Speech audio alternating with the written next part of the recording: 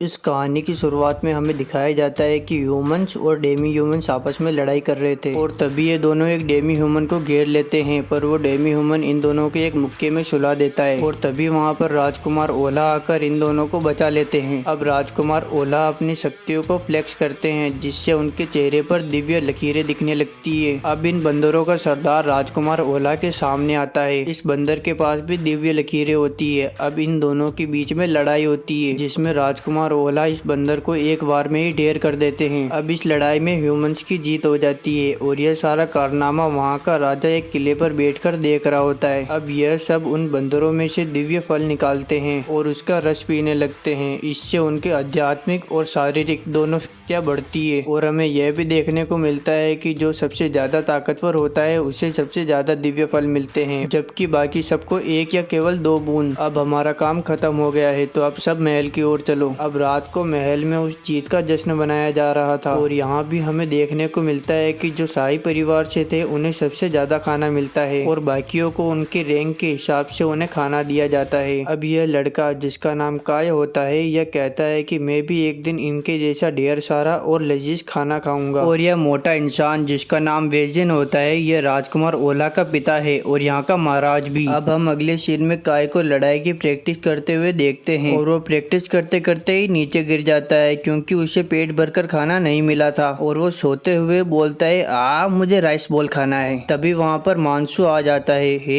ये rice ball क्या है? सुनने में तो बड़ा अच्छा लग रहा है। मुझे नहीं पता, बस मेरे जहन में ये ख्याल आया था। हे मानसू, वो देख रहे हो तुम, यहाँ पर 2 तरह की ग्रेव्स है। एक उस तरफ जहाँ पर कई लोग आते हैं और दूसरी वो जहाँ पर कोई भी नहीं आता। और वो सैड होते हुए बोलता है कि हमारे मरने के बाद हमसे कोई मिलने नहीं आएगा, इसलिए मैं बहुत ज्यादा ताकतवर बनूंगा। इसके लिए मुझे बहुत सारा खाना और बहुत सारी मेहनत करनी पड़ेगी, पर उसके अलावा भी मुझे कुछ और करना पड़ेगा। ए फेकू, चल अब सोने चलते हैं। अब इधर वेजन के पास एक उड़ता हुआ ईगल आता है। उसके पैरों में एक मैसेज होता है। उसमें लिखा हुआ था कि उत्तर की तरफ एक अर्ध सुअरों का झुंड उनकी तरफ काफी तेजी से बढ़ रहा है और उनकी संख्या काफी ज्यादा है। हमें अपने सैनिकों को जल्दी कल के लिए तैयार करना होगा। इधर वेजन कहता है कि कल ही तो हमारे सैनिकों ने इतनी बड़ी लड़ाई लड़ी थी और आज ये सुअर आ गए, पर पिताजी सैनिक होने के नाते उन्हें हर वक्त तैयार रहना पड़ेगा। इधर राजकुमार ओला एक लड़की से बात कर रहा होता है। ये लड़की और कोई नहीं बल्कि इसकी बहन है और इसका नाम जोसे है। ओला इससे कहता है कि तुम युद्ध में भाग नहीं ले सकती क्योंकि तुम एक लड़की हो और पिताजी भी यही चाहते हैं कि तुम युद्ध ही ना करो, पर फिर भी राजकुमारी युद्ध में भाग लेने के लिए जिद करती है। अब इधर काय और मानसू आपस में प्रैक्टिस कर रहे होते हैं। तभी मानसू काय के ऊपर अटैक करता है और वो नीचे गिर जाता है और नीचे गिरते ही काय एक अलग दुनिया में चला जाता है और वहाँ पर उसे एक मैजिकल एनर्जी महसूस होती है। मानसू कहता है, तुम ठीक हो ना? कहीं मैंने ज्यादा जोर से तो नहीं मार दिया? नहीं नहीं, वो तो बस मैंने ठीक से खाना नहीं खाया। अब इधर दोनों दोस्त अपने घर सोने के लिए चले जाते हैं, पर इधर हमें पता चलता है कि काय को ये मैजिकल एनर्जी पहली बार महसूस नहीं हुई थी, पहले भी कई बार हो चुकी है। वह यह सोचता हुआ जाता है कि जरूर कुछ ना कुछ तो है। अगर मैं उस मैजिकल एनर्जी को कंट्रोल कर सकूँ तो शायद मैं पहले से ज्यादा ताकतवर बन सकता हूँ और हो सकता है कि मेरा लेवल भी अप हो जाए। यह लोग सोने ही वाले थे, पर काय मानसू से कहता है कि तुम्हें मैजिकल एनर्जी के बारे में क्या पता है? मुझे इसके बारे में नहीं पता, पर कई सालों पहले ऐसे लोग थे जो संरक्षक नहीं थे, पर फिर भी वो अपनी एनर्जी से आग निकाल सकते थे। और यह बात करके यह दोनों सो जाते हैं। अब सुबह हो जाती है। अब यहाँ काय सबसे पहले उड़ जाता है और एक कोने में आकर अपने अंदर की एनर्जी के बारे में सोचता है और वह भी अपनी उंगली से आग निकालने की कोशिश करता है, पर उसे मिलता सिर्फ बाबा जी का ठुल्लू है। अब आगे हमें दिखाया जाता है कि अर्ध सुअर बहुत सारे इंसानों को मार चुके हैं और लैंड विलेज की तरफ बढ़ रहे हैं। अब जैसे ये थोड़ा आगे चलते हैं तो लैंड विलेज वाले इन्हें देख लेते हैं और दोनों में युद्ध हो जाता है। अब इधर काय और मानसू की टीम भी सुअरों को मारते हुए आगे बढ़ती है। तभी एक सुअर एक बंदे को मारकर फेंक देता है जो सीधा काय के ऊपर टकराता है। वो सुअर बहुत हट्टा कट्टा था और वो काय को मारने ही वाला था। तभी वहाँ पर मानसू और उसकी टीम आ जाती है और उस सुअर को मार देती है, पर इधर काय का पैर थोड़ा डैमेज हो जाता है, पर मानसू उसे कंधे पर लेकर आगे बढ़ता है। पर इन दोनों के पीछे एक सुअर होता है जो इनका धीरे धीरे पीछा कर रहा था। अब इधर काय और मानसू दोनों टेंशन में आ जाते हैं, तो काय मानसू को कहता है कि तुम मुझे यहीं पर छोड़ दो, पर मानसू मना कर देता है। काय उसे समझाता है कि तुम अगर मेरी मदद करोगे तो हम दोनों मारे जाएंगे, और यह बात सुनकर मानसू काय को छोड़कर चला जाता है। अब काय इधर अकेला चल रहा होता है। अब काय जल्दी से झाड़ियों के पीछे आकर छुप जाता है और तभी राजकुमार ओला की एंट्री होती है और वो उन सभी सुअरों को भगा भगा कर मारते हैं।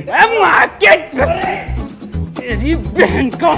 तभी वो जंगली सुअर काय के ऊपर एक तलवार को फेंकता है जिससे काय का लेफ्ट शोल्डर कट जाता है। अब वो सुअर काय के पास आकर काय का गला पकड़ लेता है। काय उससे छूटने की पूरी कोशिश करता है पर उसके पास इतनी ताकत नहीं होती। पर तभी काय को अपने अंदर एक आग जैसी एनर्जी महसूस होती है और उसकी उंगलियों से चिंगारियां निकलने लगती है। अब काय अपने हाथ से आग निकालता है और उस सुअर को तंदूरी चिकन बना देता है और वो सुअर नीचे गिर जाता है। पर एक दिक्कत हो जाती है, काय की वो आग बुझी नहीं रही थी और उसके अंदर की सारी एनर्जी उस आग को जलाने में लग रही थी और ऐसा ही चलता रहा तो काय जल्दी ही मारा जाएगा। पर काय कोशिश करता है और अपनी एनर्जी को पानी की तरह महसूस करता है और एक बांध की तरह उस पानी को कंट्रोल कर लेता है जिससे उसकी आग भी बुझ जाती है। पर तभी वो जंगली सुअर वापस उड़ जाता है। अब काय में इतनी ताकत नहीं कि वो उसका सामना कर सके। वह जंगली सुअर काय को उठाकर घाटी के नीचे फेंकने जाता है पर आखिरी छोर पर काय अपनी तलवार से उस सुअर के ऊपर हमला करता है जिससे दोनों के दोनों घाटी के अंदर गिर जाते हैं। घाटी में गिरने के बाद काय तो किसी भी करके बच जाता है पर वो जंगली सुअर नहीं बच पाता। अब काय उस जंगली सुअर के पास जाता है और उसमें से एक दिव्य फल निकालता है। उस दिव्य फल को काय अकेला ही पूरा पी जाता है जिससे उसमें थोड़ी ताकत आ जाती है। अब वो चलकर एक पेड़ के नीचे बैठ जाता है। वह यह सोचता है कि उसमें थोड़ी ताकत तो आ गई लेकिन उसके कंधे पर जो घाव है वह बहुत ज्यादा गहरा है जिससे काफी खून बह रहा है और अगर ऐसा ही चलता रहा तो वो जल्द ही मारा जाएगा।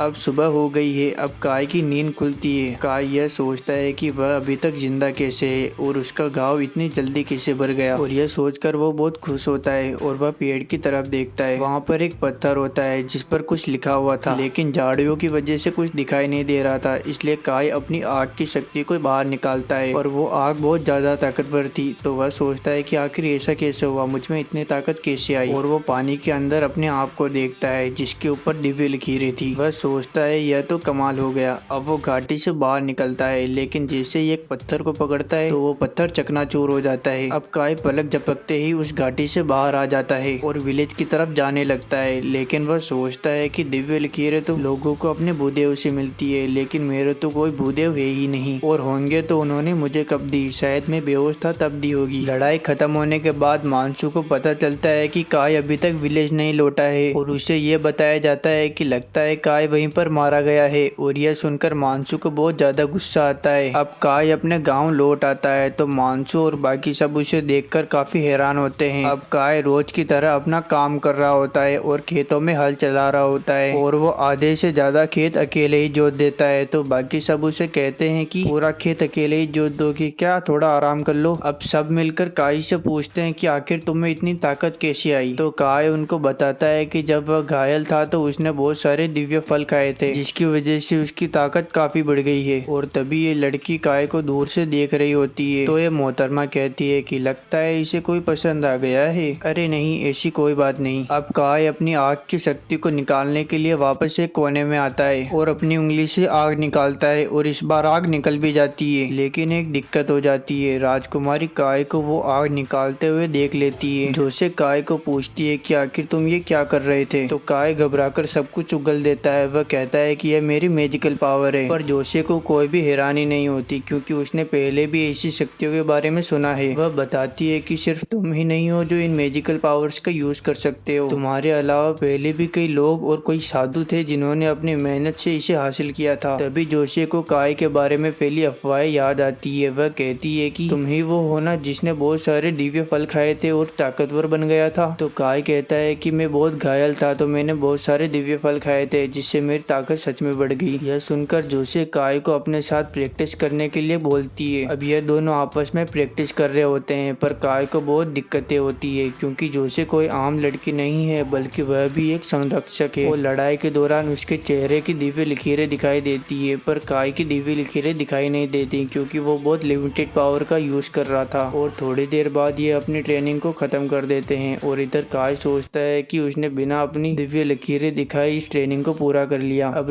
राजकुमारी जोशी अपना मुंह धोकर काय से टॉवल मांगती है। तभी काय जोशी से पूछता है कि क्या सभी संरक्षकों की ताकतें एक जैसी होती है? ऐसा नहीं है, मेरे पिता और मेरा भाई मुझसे बहुत ज्यादा ताकतवर हैं और एक संरक्षक की ताकत उसके भूदेव पर भी निर्भर करती है। और संरक्षकों का काम केवल अपनी भूमि की रक्षा करना ही नहीं होता, उसके और बहुत से काम है। पर इधर काय को कुछ समझ में नहीं आता कि अभी राजकुमारी ने क्या बोला। तभी बेल बज जाती है और राजकुमारी वहाँ से जाने लगती है। तो काय उससे कहता है कि आखिर आपका कहने का क्या मतलब था? वो कहती है कि मैं तुम्हें अभी नहीं समझा सकती, एक काम करो, हम पास ही के विलेज में जा रहे हैं और एना गांव में मेरे भूदेव भी हैं, अगर तुम आना चाहो तो आ सकते हो। अब इधर जोशी अनाज के गोडाउन में आती है। वह कहती है सब कुछ तैयार है ना? तो यह आदमी कहता है सारी तैयारियां हो गई है और फसल भी काफी अच्छी हुई है। और ये लोग एना गांव की तरफ चलने लगते हैं और एना गांव में बहुत सारे अर्धमानव हैं, इसलिए राजकुमारी की रक्षा के लिए इतने सारे लोग साथ में आए हैं। पर रास्ते में काय के दोस्त उससे पूछते हैं कि आखिर राजकुमारी से तुम क्या बात कर रहे थे? और मैंने तो सुना है कि राजकुमारी ने तुम्हारी स्पेशल सिफारिश की है। और सारे लोग काय को घूरने लग जाते हैं। अरे यार, मैं कहाँ फंस गया। अब ये लोग एना गांव में पहुंच जाते हैं, पर एना गांव तो पहले ही बर्बाद हो चुका था और यहाँ के सारे लोग जा चुके हैं। यहाँ के भूदेव ने भी इस गाँव को छोड़ दिया है। अब राजकुमारी काय को अपने साथ आने के लिए बोलती है। काय कहता है कि आखिर क्या बात है? तो राजकुमारी कुछ फूलों के पास जाती है और उनके पास बैठकर अपने भूदेव से प्रार्थना करने लगती है और अपनी ऊर्जा से उन फूलों में जान डालने की कोशिश करती है, पर इसका कोई फायदा नहीं होता। वह काय से कहती है कि यहाँ के भूदेव यहाँ से जा चुके हैं और मैं यहाँ की संरक्षक हूँ, लेकिन मैं बहुत ज्यादा कमजोर हूँ, जिसकी वजह से ये भूमि बंजर हो गई है। और हमारे लिंग गाँव में मेरे पिता संरक्षक हैं जो बहुत ज्यादा ताकतवर हैं, जिसकी वजह से वहाँ की सारी सब्जियाँ अच्छी और हरी भरी होती है। और यह बात उनके लैंड गॉड पर भी निर्भर करती है। अब ये लोग एक केव के अंदर जाने की तैयारी करते हैं। ए, तुम सब बाहर रुको और यहाँ पर पहरा दो और बाकी सब मेरे साथ महारानी की रक्षा के लिए अंदर आओ। अब ये लोग केव के अंदर आते हैं और इस केव के बीचों बीच एक बड़ा सा पत्थर होता है, जिसे जोशी और बाकी सब मिलकर साफ कर रहे होते हैं। और काय नोटिस करता है कि इसके ऊपर कुछ लिखा हुआ था, लेकिन एक दिक्कत थी, वो इसे पढ़ नहीं पा रहा था। पर जैसे ही वो इसे छूता है तो वह सब कुछ पढ़ पा रहा था, पर उसे समझ कुछ नहीं आ रहा था, केवल एक दो अक्षर समझ में आ रहे थे, जैसे मंदिर, वचन। और काय कहता है कि इन बातों का तो कोई तुक ही नहीं बनता। इधर जोशी भी काय को नोटिस कर लेती है। वह काय को पूछती है कि आखिर तुम अकेले में क्या बड़बड़ा रहे थे? तभी काय की आंखें थोड़ी शरारती हो जाती है, पर वो कंट्रोल करता है। वह कहता है कि मुझे नहीं पता था कि आप अपने गांव के लिए इतना ताकतवर बनना चाहती है। तो जोशी कहती है कि मैं इस गांव को वापस बसाना चाहती हूँ, क्योंकि यहाँ के जो लैंड गॉड है वो मेरी रक्षा करते हुए आए हैं, इसलिए मेरा भी फर्ज बनता है कि मैं इस गांव को फिर से बसाऊं। और यह सुनकर बाकी सब भी काफी एक्साइटेड हो जाते हैं। वह कहते हैं कि आप जब इस गांव में आएंगे तो हम भी आएंगे, हाँ हम भी रहने आ जाएंगे और मैं भी। तभी हमें दिखाया जाता है कि कुछ बंदर केव के पास आ चुके हैं और इधर इन लोगों का काम भी खत्म हो जाता है। तभी एक सैनिक आकर इन्हें बोलता है कि अर्धमानवों ने हमें घेर लिया है। अब ये लोग जल्दी से केव से बाहर आते हैं और केव के दरवाजे को भी ढक देते हैं। ए, सब लोग उस तरफ जाओ और उन बंदरों को रोको। जोशी कहती है कि मैं भी आपकी मदद करूंगी, पर यह कहता है कि आपकी जान हमसे ज्यादा कीमती है, तो आप यहाँ से जल्दी से निकल जाइए। अब जोशी और बाकी सब यहाँ से निकल रहे होते हैं, तभी दो बंदर आकर इनका रास्ता रोक लेते हैं। पर तभी जोशी इनके सामने आकर इन बंदरों का सामना करती है, पर वह इनसे डर जाती है। और तभी काय अपना जलवा दिखाता है और एक बंदर को वहीं पर टपका देता है। अब ये उस बंदर का हथियार उठाता है और दूसरे बंदर को भी काफी आसानी से हरा देता है। पर इस दौरान उसका डिवाइन क्रस्ट बाहर आ जाता है, जिसे जोशी भी देख लेती है और यह लड़ाई खत्म हो जाती है। अब इधर राजकुमार ओला को भी पता चल जाता है कि वहाँ पर क्या हुआ था, इसलिए वो जोशी के ऊपर काफी ज्यादा गुस्सा करते हैं। वो कहते हैं कि मैंने तुम्हें मना किया था ना कि गांव से बाहर मत जाना, फिर भी तुमने मेरी बातों को अनदेखा किया। इधर वेजन बोलते हैं कि रहने दो, कोई बात नहीं, जोशी जिंदा है यही हमारे लिए काफी है। ओला वहाँ से चला जाता है तो वेजन जोशी से कहता है कि तुम विलेज का ध्यान रखना, क्योंकि जल्द ही कोई आने वाला है। इधर जोशी इस सब के लिए उनसे माफी मांगती है, पर वेजन को तो कुछ फर्क नहीं पड़ता, क्योंकि वो वहाँ पर क्या हुआ था पहले से ही जानते थे। अब हमें काय को दिखाया जाता है जो दो छपरियों के साथ था। क्यों भाई काय कैसे चल रहा है आजकल? क्योंकि पूरे गांव में काय के बहादुरी की चर्चे फैल चुके थे। और ये लड़की जिसका नाम एल्चा है, ये काय को देख रही थी। तभी इसके पास वाली सहेली बोलती है तुम्हें उसे बता देना चाहिए, कहीं पर देर ना हो जाए। तभी वहाँ पर मानसू आ जाता है। हे छपरी, तुम दोनों काय को परेशान करना बंद करो। अब काय लकड़ियों को काट रहा होता है, तभी एल्चा उसके पास पानी लेकर आती है और काय उस पानी को पी लेता है। तभी काय को याद आता है कि एल्सा तुम तो मेरे साथ पहले वाले गाँव में थी ना। तो एल्सा कहती है कि तुम्हें अब याद आया। वह कहता है कि मैं उस टाइम पर बहुत छोटा था इसलिए मुझे ठीक से याद नहीं। और तभी वहाँ पर मानसू आ जाता है। क्यों भाई, क्या चल रहा है यहाँ पर। अब थोड़ी देर बाद जोसे काय को एक कोने में लेकर आती है। वह काय से कुछ पूछती है और उसका डिवाइन क्रश देखने की कोशिश करती है, पर उसे कुछ भी दिखाई नहीं देता। उसे लगता है कि शायद उसका वहम होगा। वह काय से कहती है कि उस लड़ाई के दौरान मुझे पता चल चुका है कि मैं कितनी कमजोर हूँ और इसलिए अब से मैं बहुत ज्यादा मेहनत करने वाली हूँ और तुम्हें भी मेरे साथ प्रैक्टिस करनी होगी। काय इधर थोड़ा सोचकर हाँ बोल देता है, लेकिन जब काय मानसू के साथ था तो उसे अजीब सी आवाज सुनाई दे रही थी, लेकिन वह उसे उस वक्त इग्नोर कर देता है। लेकिन जब रात होती है और वह सो रहा होता है तभी उसे वह आवाज फिर से आती है, लेकिन इस बार वह उस आवाज का पीछा करता है और क्रिश की तरह उड़ता उड़ता उस वैली के अंदर जाकर कूद जाता है और तैरने लगता है। अब ये उस पत्थर के पास जाता है और इसे पता चलता है कि यह पत्थर बिल्कुल वैसा ही दिख रहा है जैसा मैंने उस गांव में देखा था। अब वह जोसे की तरह ही उस पत्थर को साफ करने लगता है क्योंकि उसे लगता है कि उस पत्थर ने ही काय की जान बचाई है। अब काय उस घाटी के अंदर मस्ती करने लगता है। वह कभी खाना खाता है तो कभी पानी पीता है और एक पत्थर के ऊपर आकर सो जाता है। काय सोचता है कि यहाँ पर तो खाने पीने की कोई दिक्कत नहीं है तो मैं यहाँ पर एक घर बना सकता हूँ और वह घर बनाने के लिए घाटी से बाहर आकर अपनी ताकत से पेड़ काटने की कोशिश करता है, लेकिन उस पेड़ में आग लग जाती है और वो उसे जल्दी से बुझाने लगता है। अब काय को अपने पुराने जन्म की याद आने लगती है जिसमें उसने मॉलिक्यूलर बॉन्ड के बारे में पढ़ा था। वह सोचता है कि मुझे इसे काटने के लिए इसके बॉन्ड को तोड़ना पड़ेगा। अब वह अपनी स्पिरिचुअल पावर को फोकस करने की कोशिश करता है और अलग तरह से उस पेड़ को काटने की कोशिश करता है और वह इसमें लगभग कामयाब हो जाता है। लेकिन तभी उसे कुछ आवाज आती है तो वो थोड़ा आगे आकर देखता है जहाँ पर एक तरफ सुअरों का झुंड होता है और एक तरफ कुछ लोग घाटी में जाने की कोशिश कर रहे थे। काय सोचता है कि यह घाटी को नुकसान पहुंचाने आए हैं, इसलिए वह अपने डिवाइन क्रश को ऑन करते हुए उन लोगों को मारने के लिए जाता है। लेकिन पास आने पर पता चलता है कि यह तो चूजे हैं और वह अलग ही लैंग्वेज का यूज कर रहे थे, अब्बा डब्बा जब्बा जब्बा जब्बा अप्पा। अब इधर काय को कुछ भी समझ में नहीं आता। तभी इन चूजों का दादा बीच में से आकर इंसानी भाषा में बात करता है। वह कहता है कि मेरा नाम पूरक है और हम आपको कोई भी नुकसान नहीं पहुंचाएंगे, बल्कि हमारी बनाई हुई दवाई और औजार इंसानों के बहुत काम आती है। हम इस घाटी में बिना पूछे आए, इसके लिए हम आपसे माफी मांगते हैं। और काय उसे माफ भी कर देता है। पूरक उसे डिटेल में बताता है कि इस घाटी के एक एंशिएंट गॉड अपना शरीर वापस धारण करने वाले हैं और उन्हें लगता है कि काय वही इंसान है। मुझे नहीं लगता है कि ये वही इंसान है। मेरी दोनों आंखें नहीं है लेकिन मैं फिर भी इनके अंदर की आग को देख सकता हूँ। यह वही एंशिएंट गॉड है और हम आपसे प्रार्थना करते हैं कि हमारी मदद कीजिए। सुअरों के झुंड ने हमारे विलेज के ऊपर हमला कर दिया है और हम बचते बचाते हुए वहाँ से यहाँ पर आ गए हैं। हम आपसे प्रार्थना करते हैं कि हमारी मदद कीजिए। हमने आपके लिए एक भेंट भी प्रस्तुत की है। वह मेरी पोती है और उसका नाम आरोही है और वह उस रस्सी से लटकी हुई है। इधर काय कहता है कि तुम्हारा दिमाग खराब है, ऊपर खींचो उसे। और काय जैसे ही उस रस्सी के पास जाता है तो वह रस्सी टूट जाती है और काय उसे बचाने के लिए नीचे कूदता है, लेकिन इसका कोई फायदा नहीं होता क्योंकि वह पहले ही गिर चुकी थी। अब काय उसे अपने गोद में उठाता है। वह देखता है कि इसे बहुत चोटें लगी हुई है। अब उसे पिछले जन्म की फिर से एक बात याद आती है जिसमें उसने सेल्स के रीजनरेशन के बारे में पढ़ा था और वह आरोही के सेल्स को रीजनरेट करने लगता है और उसका यह तरीका भी काम कर जाता है जिससे आरोही बिल्कुल ठीक हो जाती है। तभी काय को ऊपर से चिल्लाने की आवाज आती है। उसे पता चलता है कि ओगर्स ने उन लोगों के ऊपर हमला कर दिया है। तो अब काय अपना हथियार निकाल लेता है और काय एक सुअर को वहीं पर टपका देता है। अब काय उनके सरदार के पास जाता है। उस सरदार के पास भी डिवाइन क्रिश होता है, इसका मतलब वह भी बहुत ज्यादा ताकतवर है। इसलिए काय की मदद के लिए पूरक भी सामने आता है और उसके पास भी डिवाइन क्रिश होता है। पूरक काय की मदद तो करता है लेकिन बूढ़ा होने के कारण वह काफी जल्दी थक जाता है। अब सब कुछ काय के ऊपर है। अब काय ओगर की लीडर के पास जाता है और एक हथियार को उठा लेता है और उसे देखकर ओगर की फटके हाथ में आ जाती है। वह कहता है कि मेरी तुमसे कोई लड़ाई नहीं है। यहाँ काय कहता है कि मुझे पता है कि तुम्हारी और मेरी कोई लड़ाई नहीं है, लेकिन तुमने इस घाटी में आकर बहुत बड़ी गलती कर दी। तो अब वो ओगर उसके ऊपर हमला करता है पर काय उसके एक हाथ को ही उड़ा देता है। अब काय में उस देवता की आग धीरे धीरे तेज होने लगती है जिसे देखकर पूरक कहता है कि यह वही है जिन्होंने मेरी आंखें बचपन में फोड़ दी थी। यह वही देवता है। अब काय एक मुक्के में उस ओगर का दिव्य फल निकाल लेता है। इस वक्त काय बहुत खतरनाक फॉर्म में था और उसका ऑरा बढ़ता ही जा रहा था। यह पहली बार था जब काय ने किसी संरक्षक का दिव्य फल निकाला था।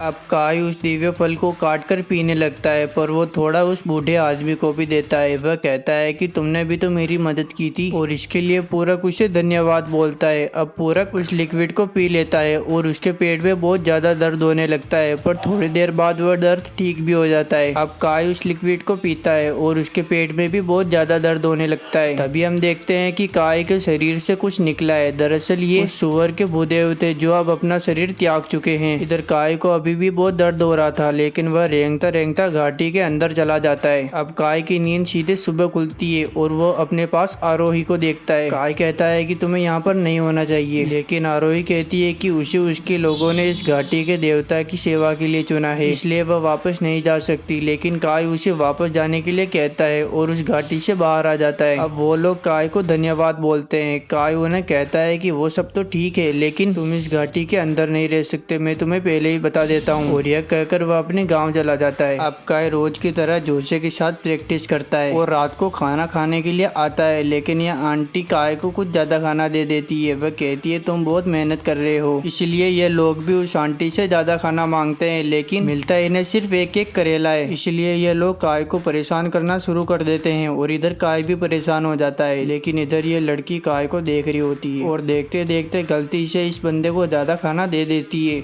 इल्सा, तुम मुझे इतना पसंद करती हो? ओए, मैंने तुम्हें गलती से खाना दे दिया था, मुझे वो खाना वापस दो। अब इधर काय देखता है कि एल्सा किसी के साथ झगड़ा कर रही है। अब काय पहले की तरह उस घाटी के अंदर जाता है, लेकिन वह देखता है कि वहाँ तो एक झोपड़ी बनी हुई है। उसे लगता है कि उन बोने लोगों ने बनाई होगी, आज तो उनकी खैर नहीं। लेकिन जब वह अंदर जाता है तो उसे पता चलता है कि यह तो आरोही है, जिसने काय के लिए कपड़े और खाना तैयार किया था। काय उस खाने को खाता है और काय को वह खाना बहुत ज्यादा पसंद आता है। इधर आरोही कहती है कि मुझे खुशी है कि आपको यह खाना पसंद आया, मैं रोज आपके लिए ऐसा ही खाना बनाऊंगी। अब काय अगले दिन भी जोशे के साथ प्रैक्टिस करता है, लेकिन दूसरी तरफ हम देखते हैं कि वेजन काय को ढूंढ रहा होता है ताकि वो उसके साथ फाइट कर सके। अब सब लोग इकट्ठा हो जाते हैं और काय भी लड़ाई की तैयारी करता है। अरे यार, पता नहीं वेजन को मुझसे क्या चाहिए। दरअसल वेजन ये देखना चाहता है कि आखिर काय में कितनी ताकत है। फिक्र मत करो बच्चे, मैं तुम्हें जान से नहीं मारूंगा। अब दोनों में लड़ाई शुरू होती है और वेजन काय के ऊपर टूट पड़ता है। अब इधर काय बचते हुए नीचे गिर जाता है, लेकिन उसकी दिव्य लकीरें सबके सामने आती आती रह जाती है। अब काय सोचता है कि मुझे इसे अलग तरह से निपटना होगा और वह वेजन की टांग के ऊपर लिपट जाता है। तभी वेजन काय को एक धोबी पछाड़ मारता है और वो उड़ता उड़ता जमीन पर गिर जाता है और यह लड़ाई यहीं पर खत्म हो जाती है। इधर लड़ते लड़ते काय का सारा दम निकल जाता है और यह देखकर ये लोग इसके ऊपर हंसते हैं, पर मानसू कहता है कि अरे यार कोई बात नहीं, तुम राजा के सामने टिके, यही बहुत बड़ी बात है। अब काय रोज रात को घाटी में आने जाने लगता है। अब एक दिन काय और उसके दोस्त शाम को एक बड़े पत्थर को खिसकाने की कोशिश करते हैं, पर यह पत्थर इनसे हिलता तक नहीं है। तभी राजा वहाँ पर आता है और उन सबके सामने उस बड़े से पत्थर को अपने कंधों पर उठा लेता है और राजा की यह ताकत देखकर सबके सब हैरान हो जाते हैं। अब काय फूलों के बगीचे में टहलने के लिए आता है, जिसे वहाँ पर एल्सा मिलती है। एल्सा काय को कहती है कि तुमने उस दिन बहुत हिम्मत दिखाई, मुझे लगता है कि अब तुम ताकतवर बन चुके हो। इधर काय कहता है कि तुम्हारे कहने का मतलब क्या है। वह कहती है कि तुम्हें याद है जब उन बंदरों ने हमारे गांव के ऊपर हमला कर दिया था और सब लोग उस गांव को छोड़कर जा रहे थे और तुम भी बहुत रो रहे थे। तभी एक बंदर ने हम सबका रास्ता रोक लिया था और सब लोग उससे डर रहे थे, लेकिन तुमने हिम्मत दिखाई और उसी हिम्मत की वजह से हम सब आज जिंदा हैं। और याद है तुमने कहा था कि तुम सबसे ताकतवर बनोगे। इधर काय भी थोड़ी इमोशनल फीलिंग दिखाता है और एक अच्छा सा सीन क्रिएट हो जाता है। अब हम इधर देखते हैं कि अर्धमानव और सुअरों के बीच में लड़ाई छिड़ गई है और सुअरों ने लगभग सभी अर्धमानवों को खत्म कर दिया है और यहाँ सुअरों की तादाद बहुत ज्यादा है और वो तेजी से घाटी की ओर बढ़ रहे हैं ताकि वहाँ के देवता को खत्म किया जा सके।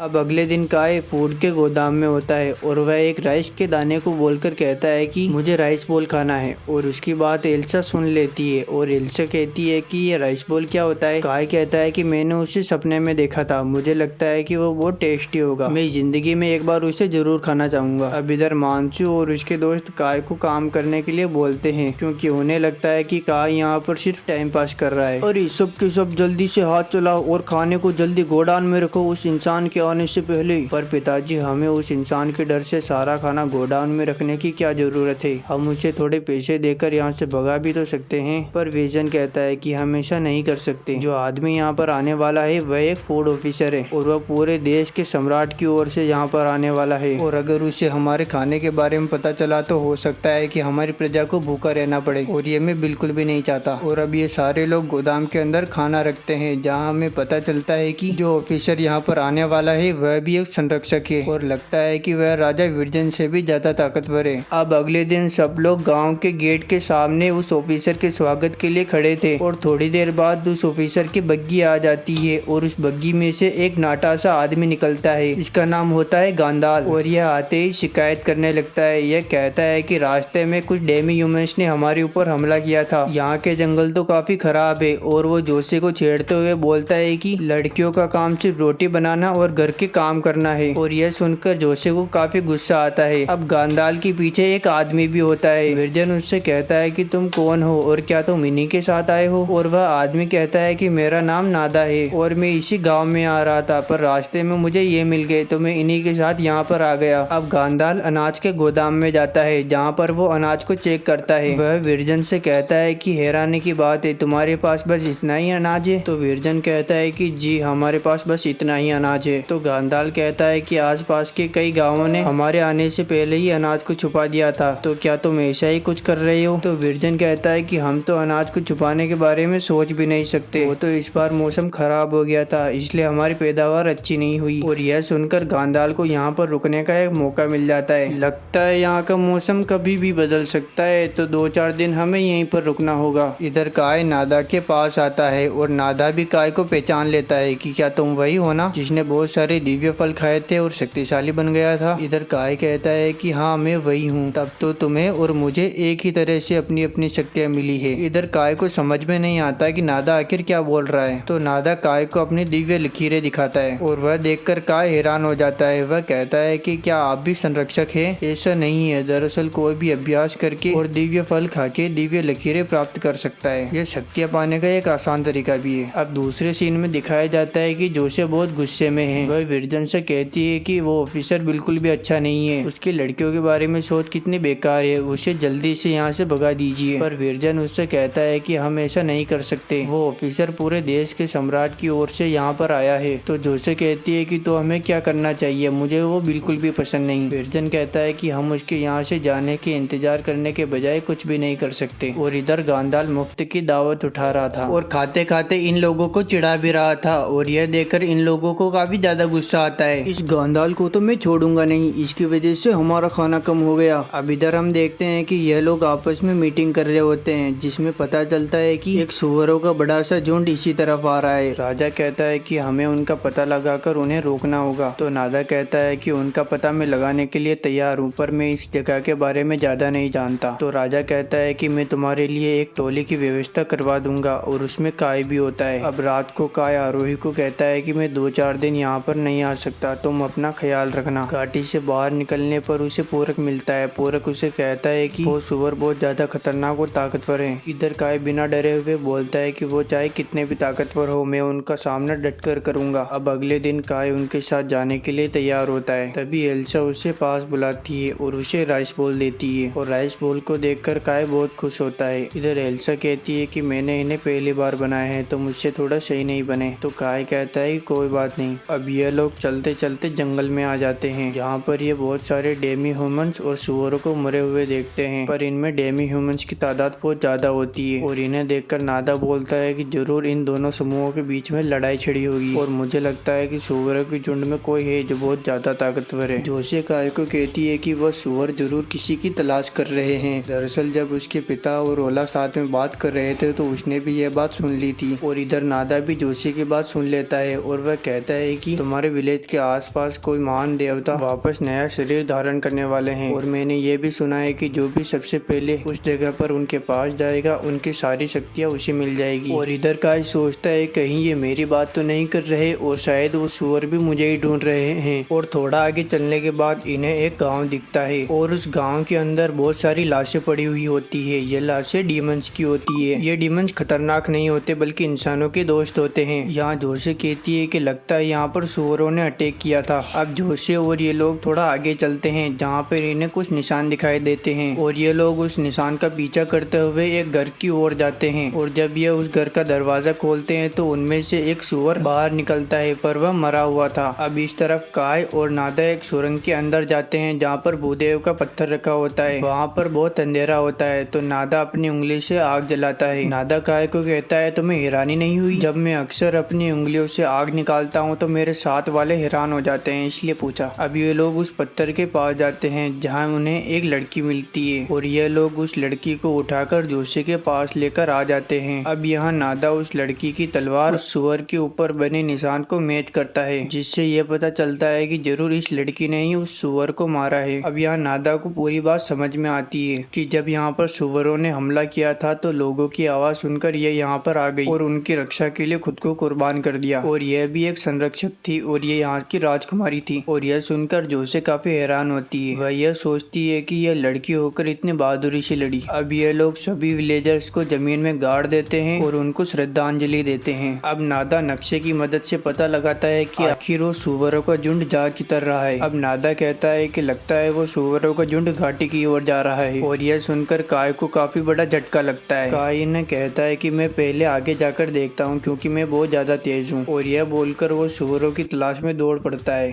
अब काफी समय हो जाता है तो जोसे कहती है कि मेरा दिल काफी जोरों से धड़क रहा है, हमें काय को ऐसे नहीं जाने देना चाहिए था, हमें भी उसके पीछे जाना चाहिए। पर नादा कहता है कि हमें ऐसे करने की कोई जरूरत नहीं, हमें बस काय के वापस लौटने तक उसके ऊपर भरोसा रखना है। जोसे भी यह मान जाती है। अब नादा कहता है कि मैं प्रेयर करने के लिए जा रहा हूँ। अब वो एक ऊंची जगह पर बैठकर प्रेयर करने लगता है जहाँ हम देखते हैं कि नादा के चारों ओर एक ओरा क्रिएट हो रहा है और उसके अंदर से अचानक दो आंखें बाहर आती है और काय को ढूंढने के लिए निकल पड़ती है। और इस तरफ हम देखते हैं कि ओला भी अपने गैंग को लेकर जंगलों में आ जाता है और जंगलों में उन्हें एक डेमी ह्यूमंस का झुंड दिखता है और उनकी संख्या काफी ज्यादा होती है। ओला तो कहता है कि हमें इन्हें यहीं पर रोकना होगा, पर इनमें से एक आदमी कहता है कि हम ऐसा नहीं कर सकते, इनकी संख्या काफी ज्यादा है और अगर हमने ऐसा किया तो हो सकता है कि हम सभी मारे जाए, हमें फिलहाल के लिए यहाँ से निकल जाना चाहिए और तैयारी करनी चाहिए। और यह सुनकर ओला को काफी ज्यादा गुस्सा आता है पर वो वापस विलेज चला जाता है। अब इधर हम देखते हैं कि काय काफी तेजी से विलेज की ओर दौड़ता है और वो काफी लंबी लंबी छलांगे लगाता है और तभी रास्ते में काय को सुअरों के पैरों के निशान दिखाई देते हैं और पास ही झाड़ी में से एक चीज काय के ऊपर हमला करती है, पर बाद में पता चलता है यह तो छोटे इंसान है। दरअसल ये दोनों एक दूसरे को सुअर समझ बैठे थे। अब ये चूजा बोलता है कि हमें लगा कि आप सुअर हैं। तभी इनका दादा पूरक सामने आता है। वह कहता है कि आप घाटी में नहीं थे इसलिए घाटी की सुरक्षा हम कर रहे थे। अब यहाँ काय कहता है कि मैं आ गया हूँ तो अब तुम लोगों को चिंता करने की कोई जरूरत नहीं। अब ये लोग झाड़ियों में छुपकर ओगर्स के झुंड को देख रहे होते हैं। तभी वो ओगर्स इन सबको देख लेते हैं। अब इधर हम देखते हैं कि गांडाल खाना खाते हुए खाने को बेकार बोल रहा है। तभी उसकी नजर एल्सा पर पड़ती है। वह एल्सा को बोलता है कि ए लड़की जरा तुम मेरे ग्लास को वाइन से तो भर दो। अब यहाँ एल्सा कहती है कि अरे यार अब मैं क्या करूँ। तभी एक आंटी वहाँ आकर गांडाल का कप वाइन से भर देती है और एल्सा को बचा लेती है। एल्सा उसके लिए उन आंटी को धन्यवाद भी बोलती है और वह आंटी कहती है कि ओए पुत्र, मेरे को पता है कि तेरा क्रश अभी विलेज में नहीं है, पर तेरे को टेंशन लेने की कोई जरूरत नहीं, मैं हूं ना। अब इस तरफ हम देखते हैं कि काय और ओगर्स में लड़ाई छिड़ी हुई है। काय और ये छोटा लड़का उन ओगर्स को उठा कर मारते हैं और उन ओगर्स को इतना बुरा मारते हैं कि उनकी संख्या आधी से भी कम रह जाती है। अब काय इन ओगर्स के सामने खड़ा होकर बोलता है कि तुम में से अगर किसी ने भी इस घाटी के अंदर पाँव भी रखा तो मैं तुम सबको मार डालूंगा। और यह सुनकर इन ओगर्स की फटकी हाथ में आ जाती है। तभी काय देखता है कि इन ओगर्स का लीडर काय के सामने आ रहा है और वो भी अपना डिवाइन क्रश ऑन कर लेता है। इससे यह भी पता चल जाता है कि यह ओगर भी एक संरक्षक है। इसे देखकर ओगर बोलता है कि यह तो ब्रिज 6 में से एक है। दरअसल इन ओगर्स में से 6 ओगर्स ऐसे हैं जो बहुत ज्यादा पावरफुल हैं और उन्हें सबसे पावरफुल लैंड गॉड की ब्लेसिंग्स मिली हुई है। अब इसे देखकर काय को लगता है कि अगर ये चूजे इसके सामने गए तो ये सभी चूजों को मार देगा। इसलिए काय उन सभी को पीछे हटने के लिए बोलता है और अपनी डिवाइन क्रश को फुल अनलॉक कर देता है। उन ओगर का सरदार काय से कहता है कि तुम वही हो ना जिसने पहले हमारे ओगर्स को मारा था, हम लोग तुम्हें ही ढूंढ रहे थे और इन बोनों ने हमारी बहुत मदद की। और यह सुनकर काय को थोड़ा झटका लगता है। अब इन दोनों के बीच में लड़ाई शुरू होने वाली होती है। तभी नादा की आंखें भी वहाँ पर आ जाती है। काय को अपने भूदेव की आवाज सुनाई देती है कि इसे मार दो और इन दोनों के बीच में लड़ाई शुरू हो जाती है। काय इसके ऊपर अपना पूरा दम लगाता है, पर इसका कोई फायदा नहीं होता क्योंकि यह सुअर बहुत ज्यादा ताकतवर है। अब वो काय का गला पकड़ लेता है। काय उससे अपने आप को छुड़वाने की पूरी कोशिश करता है, पर वह नहीं छुड़वा पाता। तभी उसे सभी बोनों और अपने लोगों की याद आती है और अचानक से वो अपने हाथों से बहुत तगड़ी आग निकालता है, जिससे वो ओगर उसे दूर फेंक देता है। अब काय सबसे पहले अपनी आग से इसे जलाने की कोशिश करता है, पर कोई फायदा नहीं होता और काय लड़ते लड़ते नीचे गिर जाता है और उसके राइस बॉल भी नीचे गिर जाते हैं। तभी ये ओगर अपने मुंह से बोलता है कि तुम इस पृथ्वी पर मौजूद आग, पानी, हवा या किसी भी ऐसी चीज से मुझे नहीं मार सकती जिसके बारे में मेरे भूदेव को पता है। और यह सुनकर काय को एक आइडिया आता है। अब काय अपनी इनविजिबल तलवार को निकालता है और वह बोलता है कि क्या तुम्हारे भूदेव को एटम्स के बारे में पता होगा।